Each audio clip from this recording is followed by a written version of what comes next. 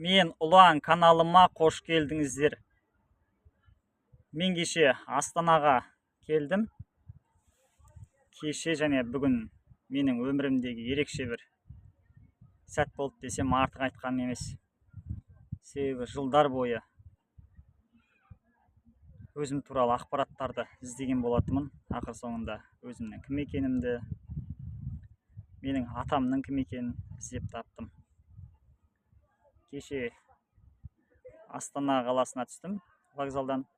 Сол жерде менің туған атамның қарындасы күтіп алды өзінің ұлымен. Одан кейін атамның туған інісінің үйіне бардық. Сол үйде қонақ болдық. Алдыңғы уақытта оның да видеосын салатын боламын. Бірақ дәл осы қазіргі сәттегі қуанышымды ішімдегі, оны сіздерге сөзбен айтып жеткізе алмаймын. Қатты қуанып тұрмын негізі. Осы күнге жеткізген Аллаға шүкір деп айтайын. Ана жерде жұмбақтас бар ғой.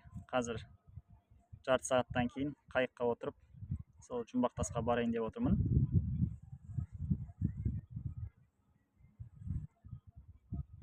Қараңыздар, қандай тамаша, иә?